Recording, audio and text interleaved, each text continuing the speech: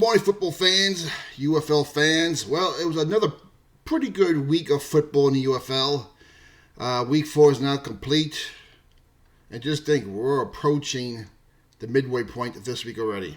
All right, let's get into the action. The first game, Memphis and St. Louis.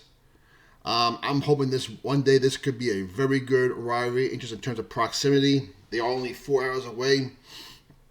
First game took place in the Dome of America. Another good crowd for the Battlehawks. They were loud. They were awesome. And the Battlehawks win 32-17. I didn't think this game was going to be much of a game, but for pretty much the whole game it was. Memphis gave them a run.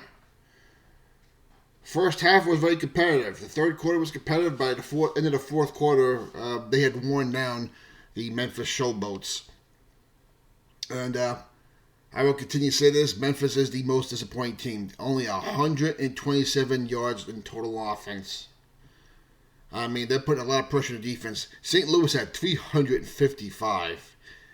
Case Cook had only 55 yards of passing. 8 of 12 for 55 yards, a touchdown interception. Only 60 passing yards altogether. Only 67 rushing yards altogether for the Showboats. And although this game was close statistically, if you look at it, you don't know how.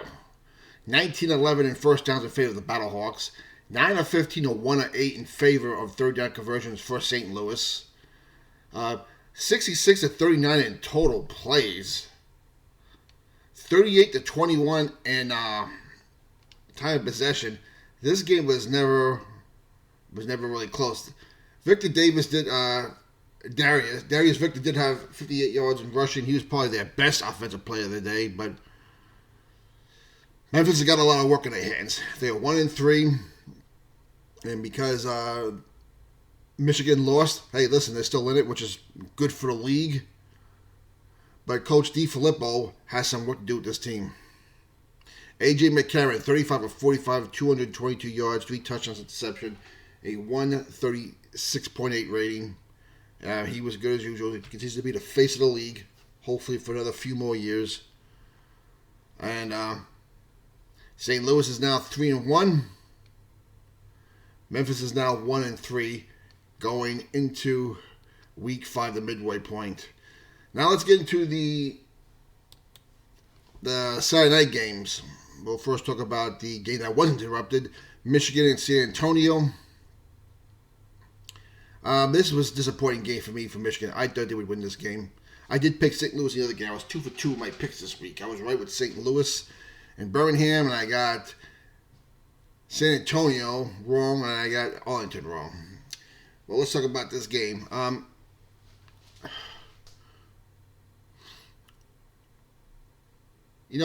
I keep saying Michigan will only have a chance to win if they can run the ball, and they did. They outrushed them 111 to 41 on the ground.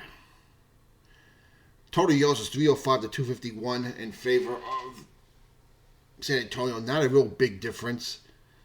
Quentin Dormady in his first start was awesome. 23 of 37. He was the player of the game. 269 yards passing, a touchdown interception. He looked like the Quentin Dormady we knew last year, but even better because this year he has an actual offensive line that will protect him. E.J. Perry, don't be surprised if you see Danny Etling take the helm next week. He was 7 of 13 for 77 yards. 11 of 14 was Danny for 105 yards, 1-1. Perry did leave the game with a hamstring, so it didn't look too encouraging. I'm not in favor of seeing starting quarterbacks going down with injury. It's just not good for the league. Time possession was even, 31 to 29 in favor of San Antonio. So this game was a lot closer than the score indicated, but you just felt the whole game long that Michigan could get nothing on track. And San Antonio pretty much had control of the game, to me, for most of the game. Too many penalties. Six penalties for 48 for Michigan. That's a little uncharacteristic of them. That was disappointing to see. Total plays 60 to 50, not too big of a disparity, but it was just one of those days where Michigan could not get in the second gear.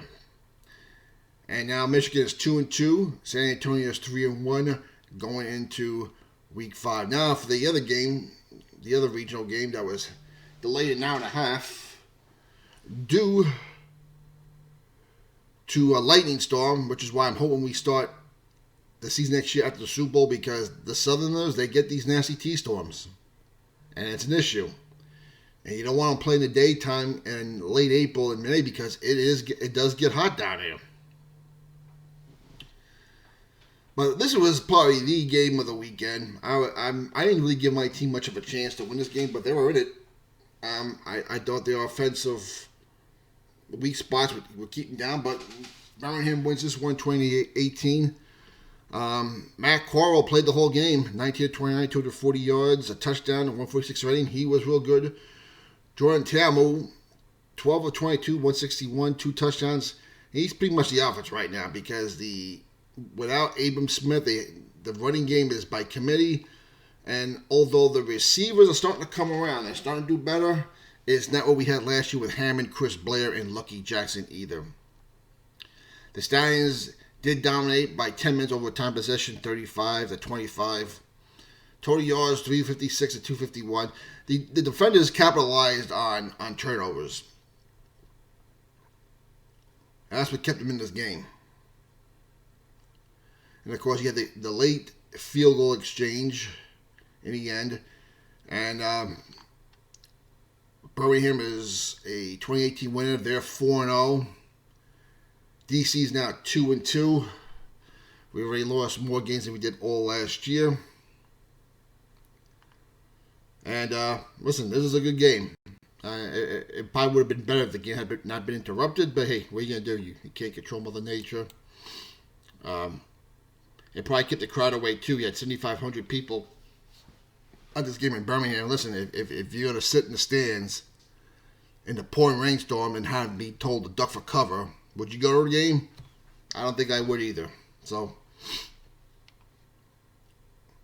but Birmingham is by far the best team in the league. They're 4-0. DC is 2-2.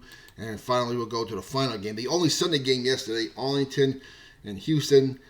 The second of the Texas shootout games. And boy, did Arlington disappoint. I kept saying Arlington was a lot better team than their record, and yesterday they didn't show it. But hey, listen, Houston came out to play yesterday, and congratulations on Houston. Maybe their special teams coach got the message.